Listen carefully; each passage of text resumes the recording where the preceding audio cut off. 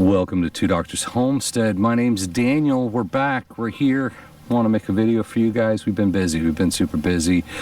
Still going to be busy, right, for the foreseeable future, but I'm trying to keep up, trying to keep the YouTube videos going. Just a lot going on in the homestead, a lot going on in life, work, everything like that. Just been super busy. We're still trying to make content, still want to get the videos out there.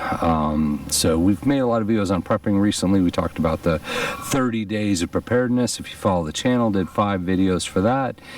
And to be honest, a lot of those videos are around stuff, whether it's water filters, whether it's survival bucket, right? We did get home bag, we did introduction to prepping around the rule of threes. There's a lot of stuff, and certainly as a prepper, I'm second generation prepper, you find yourself accumulating stuff, right? All the little survival gadgets and compasses and water filters and all that stuff that you think you might need in an emergency, or perhaps you've been in disaster situations and you already know you need those supplies. And I want to dig into that a little bit. The other side, right? We've talked about the other side of prepping beyond stuff is skills, right? Prepping's always a balance between skills and stuff. And theoretically, right, the more skills you have, the less stuff you need. So we want to talk a little bit about skills. End of the day, you still need stuff, right? You look at what's happening, the tragedy that's happening in North Carolina.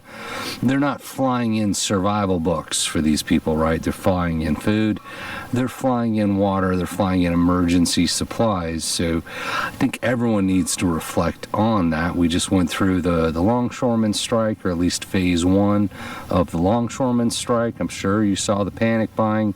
Hopefully as preppers, hopefully as people that have been watching the channel, you weren't out panic buying, right? Hopefully you don't have to panic buy. You should have some base level of stuff that doesn't require you to run to the store every day or even every week, right? Everyone should have their basics covered at this point for weeks or months. Certainly that costs money, right?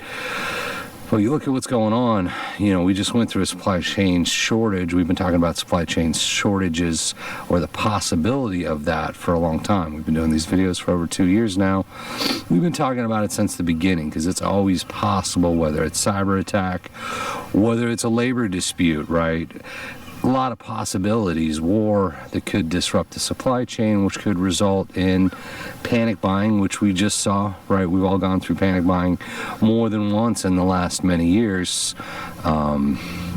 Shortages, things aren't going to be at the store that you need when you need them, so you need that ahead of time, right? Not saying hoard, certainly not saying panic buy, but there's a base level of your necessities, whatever that means to you, that you should have, right? Or you should work towards getting over time.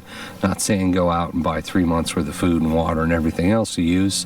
You may not be able to afford that, but if you get a little bit extra every time, that's an option. That's a possibility to kind of build up a little buffer, right, between you and any kind of supply chain issues. We talked about things like hardtack. Hardtack's like 50 cents or less a pound, which is about a pound and a half a day. So if you're willing to put in the work, you can build up a buffer, right, between yourself and any kind of supply chain issues. Same thing on water, right? A case of water bottles, I've seen them as low as $3 on sale. You can reuse containers if you clean out 2-liter bottle containers or containers like that. Clean them, sterilize them, sanitize them. You can reuse containers to store water. You can reuse those containers to store things like rice and beans. I prefer the Mylar bags, certainly. But there are options. There are affordable options to build up, and you should have some kind of a stockpile now, right? If the longshoreman strike did not open your eyes, look at what's happened in North Carolina. And I'm not saying those people aren't prepared, but natural disasters can strike in areas that you don't expect, right? And there may not always be help. That's what we're seeing.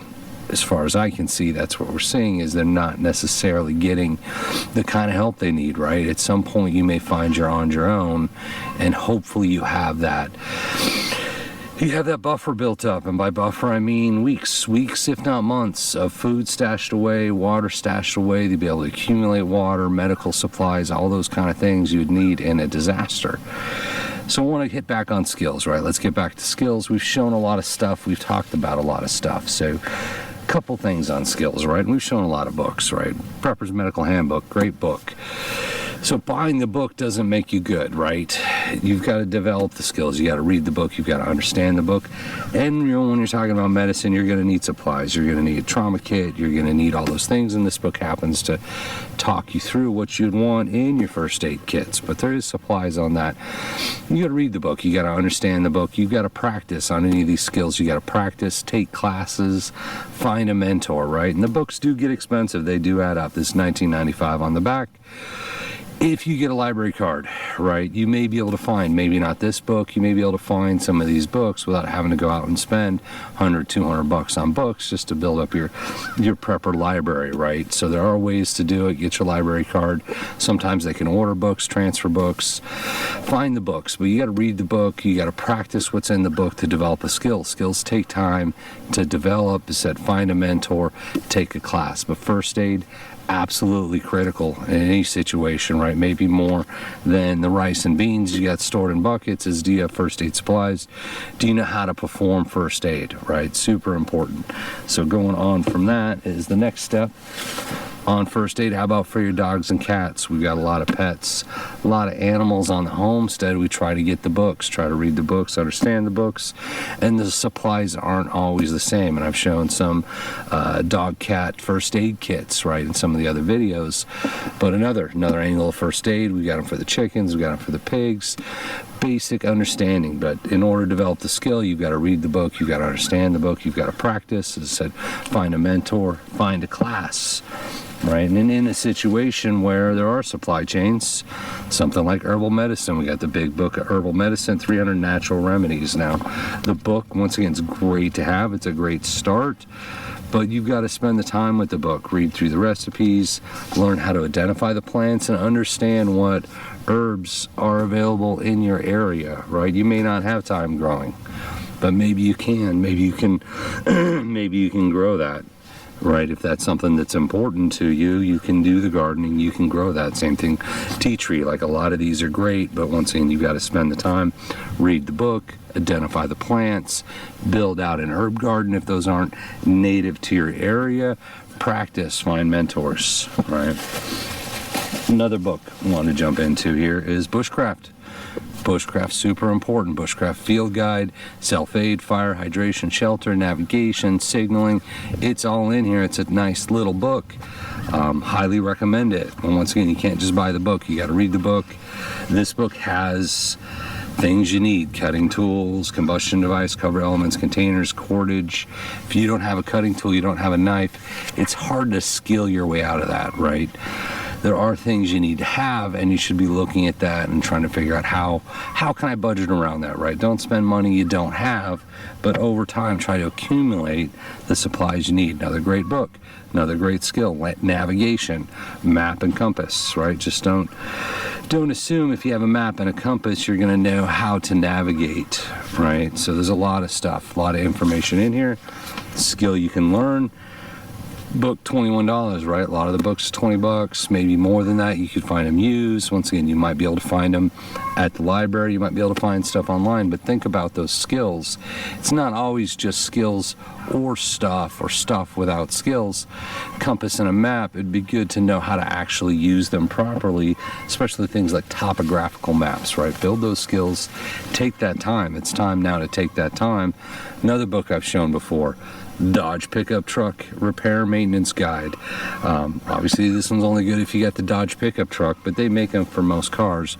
But understanding how to do maintenance, how to do repairs on your vehicle, accumulating the tools, which it does, some of this stuff takes a lot of specialized tools, can save you a lot, not just time and money in the long run, but be able to have a reliable vehicle, to know how to work on your vehicle. And all these skill building, all the practice, the reading, training, understanding what's in the books, building those skills, that's part of your mental preparedness. I got the bag, I had the books in the bag when I brought them out, make it easy to carry. And it's part of your mental preparedness, right? Learning, growing, setting goals, building skills, that'll make you mentally more resilient, builds up your self-confidence. Hey, I know I can fix my truck, which ironically my truck truck needs to be fixed again, won't start, so it's a new project, right? I did a huge project on the cooling system, pulled all that out, replaced the air conditioning system, all those parts, pulled all that out, spent a couple days on it, now it won't start. So I've got to go through that troubleshooting, and the book has a guide on troubleshooting. So even in a normal situation, build those skills, get the books, read the books, understand the books. It's part of your journey, right? Whether it's a Shtf or a regular situation, basic first aid, all those things are important skills to have, important things to develop. Whether you're a homestead or whether you're a prepper, I think there's a lot of people new to prepping. I'm in a lot of prepping groups on social media, and I see them endless every day now. And it may have been the supply chain shortage, right? The panic buying of toilet paper that woke them up. Maybe it's what happened in North Carolina, the tragedy woke them up. It could be the recent strikes. Iran struck Israel, and we're all waiting to see what retaliation. Don't know what it was, but I think a lot of people are waking up realizing, hey, I should be prepared, right? You see everything going on in the politics of the U.S., getting very close to the election. Contentious, right? I'm not getting into who to vote for. I would tell you to go out and vote. Pick somebody, pick a side, understand what that side represents, and if you align with that side. But there's a lot of possibility getting attacked out here for things like civil unrest, and maybe people are preparing for that. Regardless of what you're preparing for, being prepared will cover a lot of areas, right? And certainly you need the stuff.